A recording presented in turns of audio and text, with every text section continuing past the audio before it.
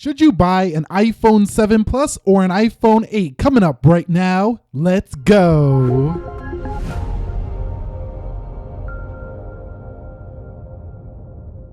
So what is up, guys, and welcome to Should You Buy an iPhone 7 Plus or an iPhone 8? Now over here on the left, I got a jet black iPhone 7 Plus, 128 gig. On the right here, I have a space gray iPhone 8, 64 gig. And a few people have been asking me this question. This is a confusing one due to the price point. The iPhone 7 Plus you can have for $669 for a 32 gig. That's less than the starting price point of the 64 gig iPhone 8, and I think that might be a confusion for some people. Also, the 128 gig is now only $769 here on the 7 Plus, and to go up to 256 gigs over here, you go all the way up to $849 there on the iPhone 8. So that's what we're going to break down here in this video. I'm going to talk about the specifications first between these two, the ones that matter, primarily. So on the iPhone 7 Plus, we do have a 5.5 inch Retina HD display, 1080p, 401 ppi, 12 megapixel camera on the rear, 4K video recording. We do have the second gen Touch ID, Apple A10 Fusion, 3 gigs of RAM. We know the story here, the stereo speakers, the removal of the headphone jack, IP67 rating. Over here on the iPhone 8, 4.7 inch display, Retina, 326 ppi, 12 megapixel 4K camera, capable up to 4K 60 first on a smartphone, and at least on an iPhone anyway. Second gen Touch ID once again here, no headphone jack, improved speakers on the front, Apple A11 Bionic with 2 gigs of RAM, so less RAM in this boy right here, but you're gonna see later that this boy is actually faster even with less RAM. Okay guys, so let's speak quickly about the body, the builds, and the design. So Apple's been pretty much doing this design for quite a while now, this ovular design or this curved design around the edges here. Since the iPhone 6 Plus, the iPhone 7 Plus is an iteration of that. On the jet black, I wouldn't recommend you get this flavor because, or this, I said flavor like tastes, like I'm gonna eat the iPhone or something. But what I mean by that is this iPhone just scratches up really easily, even though it looks really nice in the right lighting conditions. It actually looks nice here on camera, but up close I do got some dents, some dings. Not as good as the aluminum build here, but the weight here is pretty light for a big phone, and that's what I liked a lot about the iPhone 7 Plus.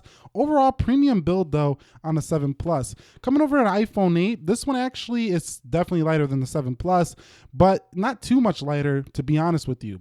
Now the iPhone 8 gets a little heavier than the iPhone 7, but this guy right here feels a little more premium due to its glass back. So the body and the build and design, very similar here, just that, it kind of is just a touch better than what you had on the 7. But overall, you get that dual camera, so I don't think the design is that much of a deal here, especially if you went with the jet black. That kind of looks the same as this new glass here, if you ask me.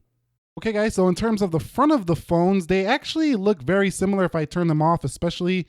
You wouldn't even be able to tell which was which when it comes to the design. It's the iPhone. It looks the same on the front, and the bottom home button is exactly the same size as well. So all in all, same design we've been seeing for year after year after year on these phones. All right, guys, so let me talk displays with you. Here is an area where you really should pay attention when it comes to these smartphones if you're deciding to do an upgrade from the 7 Plus, or if you're going to be buying one of these just now.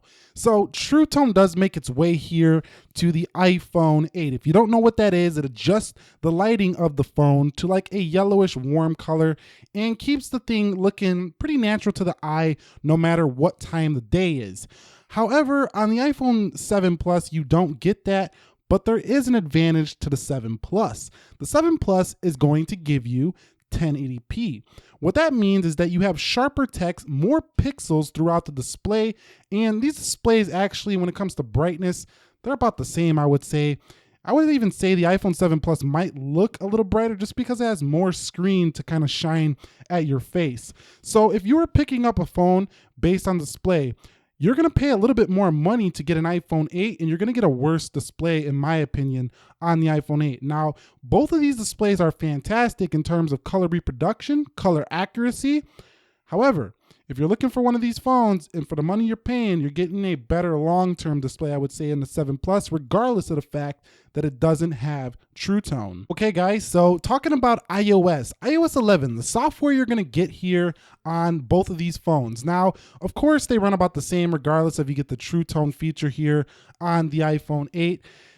the software I think runs better on a bigger phone. I don't mean like the performance. What I mean is that it seems to be more optimized for bigger devices. That's why it gets even better on an iPad. So that's just my personal opinion. You might differ. Overall, though, it's a consistent experience. Either one of these you get, you're running day to day the same exact software. Nothing's really going to change here. So don't come into this purchase thinking that you're going to get a feature here and there on your iPhone 7 Plus you're not going to get on your 8. It's just not going to happen. This is not how, Apple works. They pretty much keep everything the same here. So when it comes to software, I think that, having 3 gigs of RAM doesn't matter so much as having an A11. So running it in the long term, I would say that the iPhone 8 is the better choice for, long-term software updates. But in terms of, enjoyment of use, I would go with the 7 Plus. Okay, guys, so this is going to be a tough one to dissect here really quickly, but we're going to break it down for you here on these cameras. So the iPhone 7 Plus gives you that 12 megapixel 4K portrait shooter here. This was really, widely publicized when it first dropped, and a lot of people, especially photographers, portrait photographers, absolutely loved their 7 Plus for this feature, and I think it was a fantastic camera phone. I still didn't prefer it over Samsung's works with their Samsung AMOLED pictures. They just look better to me, just the way they punch up saturation here. I'm gonna use this Nokia 6 to take a sample with both of these. So you do have the ability to go ahead and toggle like this with the 2X, and this has a farther zoom than the iPhone 8. However, I think the iPhone 8 is going to be a better camera phone for those of you who don't really want to be messing around and getting a little bit, super professional with your phone. But you could argue 4K 60 makes its way to the little iPhone 8. So you could be professional and use that. So you see the photo already looks just a little better there on the iPhone 8. Let me go ahead and go over the photo. And you can see it still looks fantastic there on the 7. So there's a 7 Plus. And let's take a look here at the iPhone 8. And there's the 8. So the 8 gives you a little more saturation, a little clearer. There's the 7 Plus. There's the 8. Not that much of a difference here, though. In terms of shutter speed, about the same. You're getting the same software, really. There is one slight difference, and that is that the iPhone 8 will give you the vibrational feedback, so it has nice little feel when you hit the camera icon. Live photos make their way here on both. But here's how I'd break this down. If you care about photography, this is a tough one, but I would say maybe get the 7 Plus over the 8 because you do get yourself that portrait lens. Now, the sheer pictures, you can just easily edit the 7 Pluses to make them look just like the iPhone 8s. And if you want to do video, skip the 7 Plus in this choice between these two and get the iPhone 8 because it does 4K 60, which is fantastic. Overall, though, neither one of these cameras will disappoint. They both have one feature over the other, and that makes it confusing. Photographers, pick the 7 Plus. Videographers, pick the 8. All right, guys, so let's get into battery life between both devices. Now, the 7 Plus is a champ on battery life. I'm going to say that right out of the gate. So is the 8, though. Now, this is a little bit strange, but I'm going to go on record to say my experience with the battery life has been about on par between these two, and I'll tell you why. So I think it comes down to that A11 Bionics efficiency. That chip is very efficient, and I've been finding myself getting very similar battery life to the 7 Plus when I first got this new on the iPhone 8. So the iPhone 8 is a step up in battery life for a smaller iPhone. I don't think a lot of people are talking about this, but this is a nice little battery life phone here if you want a smaller phone with some good juice to keep you going all day. Now, I do think the 7 Plus maybe have slightly longer battery life through heavier use, like when you're really pounding on it, but just normal tasking and daily, use, it's about the same, to be honest with you here, regardless of their different capacity sizes. Now, talking about the 8 Plus, that's a big update, but you're trying to make the choice here between these two. Battery life, both are going to give you some great juice. If you want to know specific numbers, we get about 7 to 8 hours on screen time on each. Okay, guys, so let's talk performance between buying a 7 Plus and an iPhone 8. Now, I don't want to come up here and just talk pure paper performance, oh, it's an A11, it's faster, it benches more on Geekbench. Well, of course, it's the newer chip. I would expect it to bench more on Geekbench. I'm going to talk about my experience with these, and this should help you decide which one you should buy here for performance. So taking these out of the box, you can take them out of the box, and if you don't put these side by side, you will not see no difference. Clearly, you've seen right there, slightly faster on the 8. Going into something like clock, some system apps here, It's just a tinkle faster on the iPhone 8. Going into, oh, I skipped that one out. Let's go to weather again. Let's close out weather there on the 7 Plus.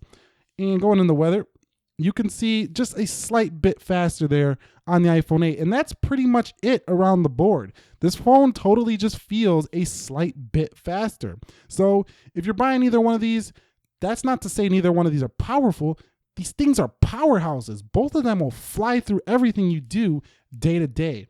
And I'm talking everything: movie editing, video editing, downloading apps, playing games, multitasking, whatever you want to do with these boys, they're going to get the job done here. And that's to say for, I would say, quite a long time.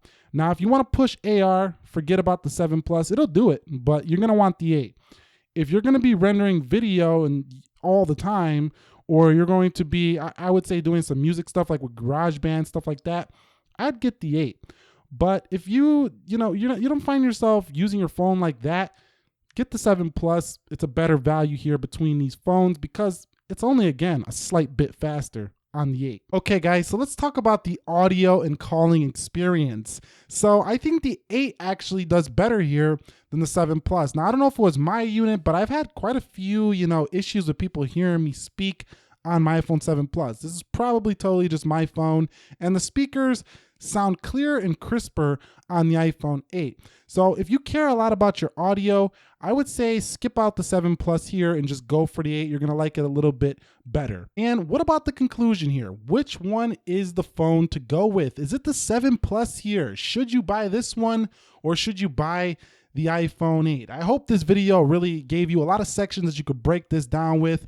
But to me, of these two, because they are in such a close price quarters, I still think the 8 is the better choice. And I just think it offers the better feeling build.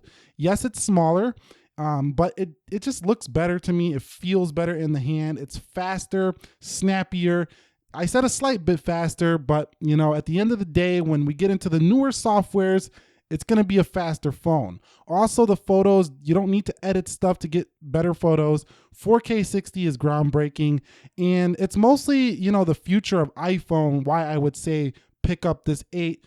It's very close to the same price, but the iPhone 7 Plus, I would say, if you're trying to get the big screen iPhone, but you don't want to go iPhone 10, you don't want to go iPhone 8 Plus, and this one's not even in your mind, that's where I would say killer value here on the iPhone 7 Plus. And I'm not trying to make this video saying that this is not a great phone. This is a fantastic smartphone, almost a perfect smartphone if it had a headphone jack, if you ask me. Anyway, I hope this video helped you make your decision. Nick here helping you to master your technology. If you guys found this video helpful, enjoyable, hit that thumbs up for me. And if you're new here, consider subscribing. I will catch you all in the next one, and peace.